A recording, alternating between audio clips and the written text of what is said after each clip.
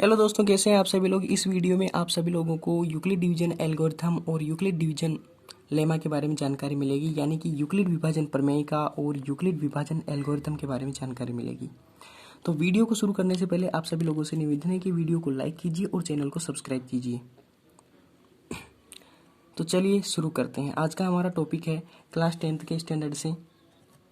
Class 10th का first chapter है real numbers के नाम, यानी कि वास्तविक संख्याओं के नाम से, जिसमें हमारा फर्स्ट टॉपिक है यूक्लिड विभाजन प्रमेय का और सेकंड टॉपिक है यूक्लिड विभाजन एल्गोरिथम। यूक्लिड विभाजन प्रमेय को समझने से पहले हम यूक्लिड विभाजन एल्गोरिथम के बारे में जानकारी प्राप्त करेंगे, क्योंकि इससे हमारा ये ऑटोमेटिकली क्लियर हो जाएगा। तो चलिए शुरू करते हैं। पहले हम यूक्लिड विभाजन एल्गोरिथम को समझेंगे और उसके बाद में यूक्लिड विभाजन प्रमेय को देखेंगे। तो यूक्लिड विभाजन पर एल्गोरिथम क्या होती है? अरे भाई, किसी भी समस्या को हल करने का एक तरीका होता है, एक विधि होती है, उसे एल्गोरिथम कहते हैं। यानी कि आप इस प्रकार से समझते हैं कि एक विशेष प्रकार की समस्या को हल करने के लिए हम जो तरीका अपनाते हैं वही एल्गोरिथम है। एल्गोरिथम एक सुपरवाइज्ड चरणों की श्रृंखला होती है जो एक विशेष प्रकार की समस्या को हल करने की एक प्रक्रिया या विधि प्रदान करती है।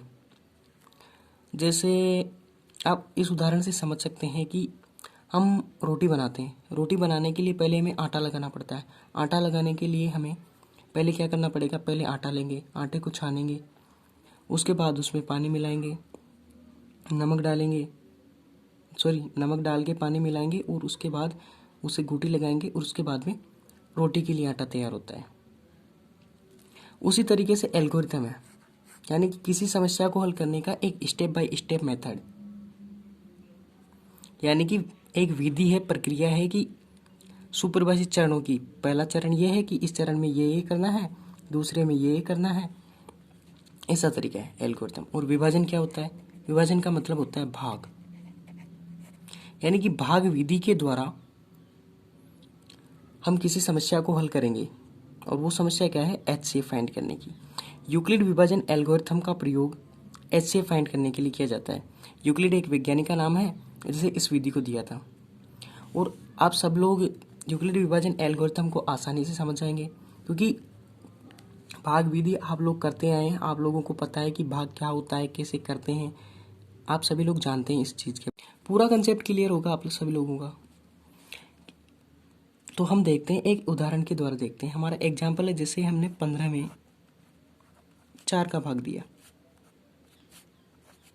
तो 4 3 12 3। अब आप सभी लोग सोच रहे होंगे क्या कर रहा है ये तो छोटे बच्चे भी कर लेंगे पहली क्लास का, कि 15 में 4 का भाग देना। पर आप लोगों को टेंशन नहीं लेनी है। इन्हीं सब से आप लोगों का ये यूक्लिड विभाजन एल्गोरिथम क्लियर हो जाएगा और यूक्लिड विभाजन प्रमेय का भी क्लियर हो जाएगी। उसके लिए आप सब लोगों को ध्यान से देखना पड़ेगा कि इसे तो हम बोलते हैं भाजक, इसे बोलते हैं हम भागफल, और ये होता है हमारा शेषफल।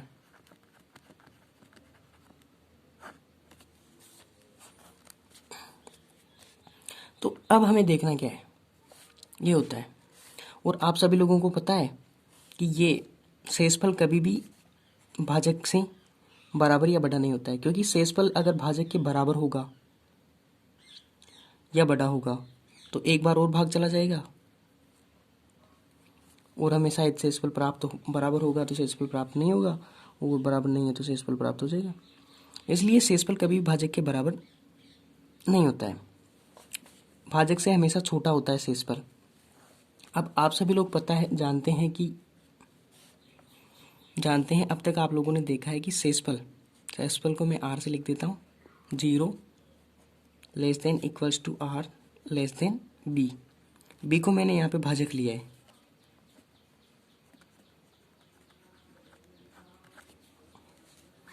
यानी कि जो हमारा शेषफल होता है वो हमेशा 0 से तो बड़ा होता है या बराबर हो सकता है 0 के, पर भाजक से हमेशा छोटा होता है। यूक्लिड विभाजन एल्गोरिथम का प्रयोग दो संख्याओं का HCF ज्ञात करने के लिए करते हैं। जिसे हम लॉन्ग डिवीजन मेथड के नाम से जानते हैं, यानी कि लंबी विभाजन प्रक्रिया, जिसके द्वारा हम HCF फाइंड करेंगे। बिल्कुल ईजी है, केवल ध्यान रखिए कैसे करना है ये मैं आपको बता रहा हूँ। जैसे दो संख्याएं ले ली हमने, कोई सी भी दो संख्याएं ले लो, यानी कि 8 व 12 का HCF ज्ञात करना है, यानी कि 8 व 12 का HCF फाइंड करना है लंबी विभाजन प्रक्रिया के द्वारा, यानी कि यूक्लिड डिवीजन एल्गोरिथम के द्वारा। यानी कि किन्हीं भी दो संख्याओं का HCF फाइंड करने के लिए हम लंबी विभाजन प्रक्रिया का उपयोग करते हैं, और कैसे करते हैं ये मैं आपको बता रहा हूँ। जैसे हमें क्या करना है, बड़ी संख्या में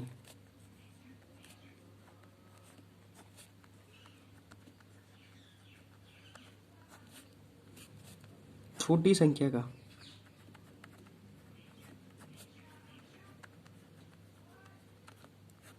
भाग देना है। कैसे करना है मैं ये आपको बताऊंगा। ये केवल मैंने ध्यान रखने के लिए बनाया है।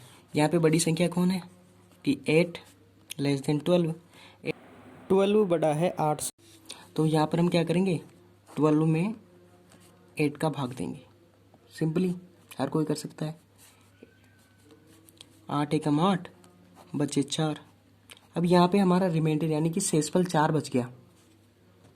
हमारा यहाँ पे शेषफल 4 बच गया। अब हमें करना क्या है कि जो ये 8 है उसमें शेषफल का भाग देना है।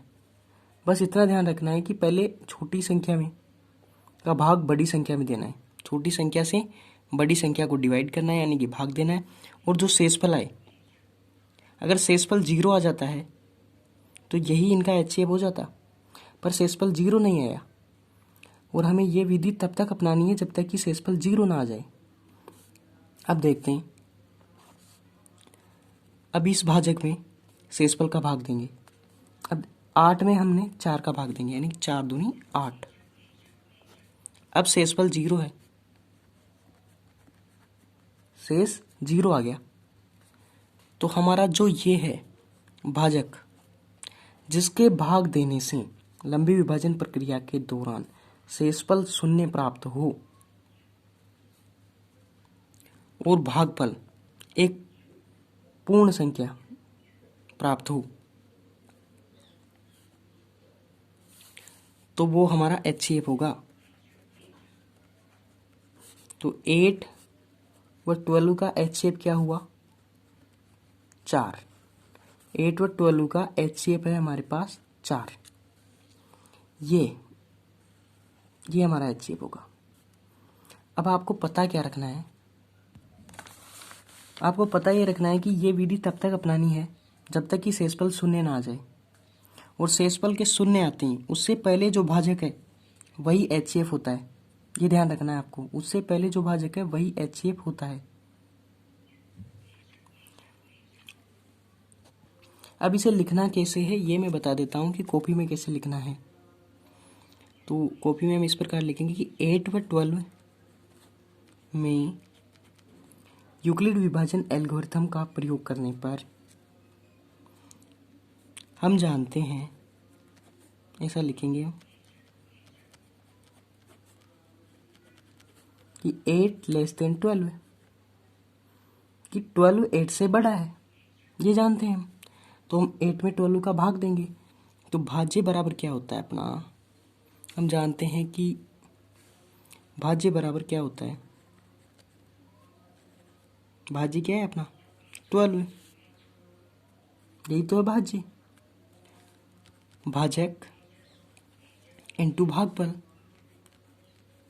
प्लस शेषफल क्या था, यहाँ पे 4 था। ये इतना मालूम है।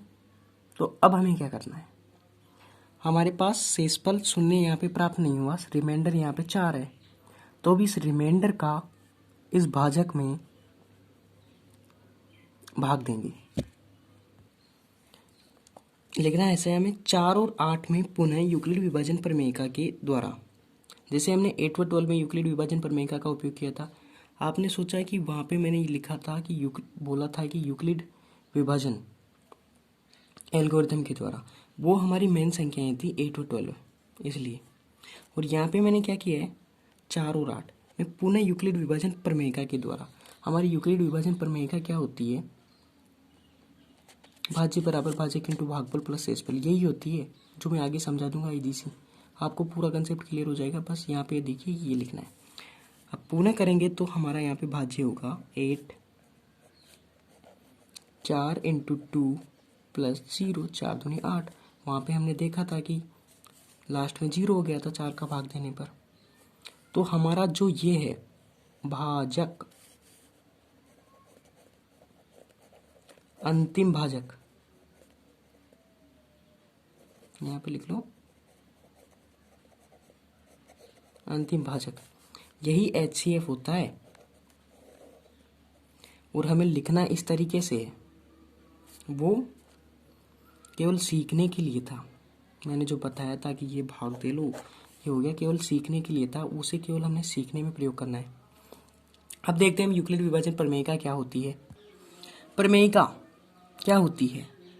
प्रमेयिका का मतलब है कि हमें कोई सिद्ध किया हुआ कथन दिया गया है, कि कोई कथन दे दिया, हमें स्टेटमेंट दे दी, उसके द्वारा हम किसी अन्य कथन को सिद्ध कर दें, वही हमारी विभाजन प्रमेयिका है।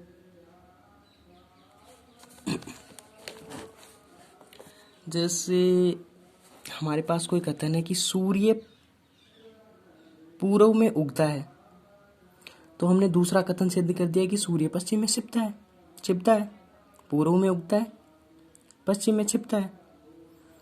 तो इसी से हम देख लेंगे कि एक कथन हमें दिया हुआ है और दूसरा कथन हमने इसके द्वारा सिद्ध कर दिया, यही यूक्लिड विभाजन प्रमेयिका है। और जैसा कि आपको स्क्रीन पर दिख रहा होगा, इस प्रकार के सवालों को सिद्ध करने में हम यूक्लिड विभाजन प्रमेयिका का उपयोग करते हैं।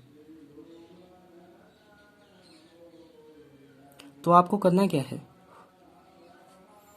ध्यान रखना है कि हमें कोई कथन दिया हुआ है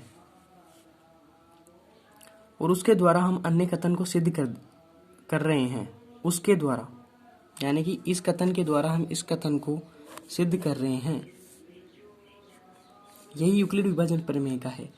यानी कि प्रमेयिका एक सिद्ध किया हुआ कथन होता है और इसे अन्य कथन को सिद्ध करने में हम प्रयोग करते हैं। जैसे the sun rises in the east, सूर्य पूर्व में उगता है। The sun sets in the west, सूर्य पश्चिम में छिपता है। यही हमारा यूक्लिड विभाजन प्रमेयिका है। यूक्लिड विभाजन प्रमेयिका को हम लिखेंगे कैसे? मैंने बताया था कि वहाँ पे 8 को 12 का भाग करके,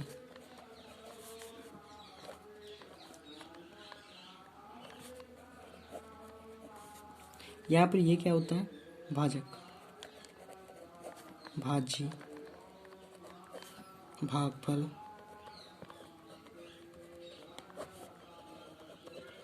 शेषफल। अब हम भाज्य को कैसे लिखते? इसमें हम लोगों ने पढ़ा हुआ है कि हम इसे कैसे लिखते हैं? भाज्य बराबर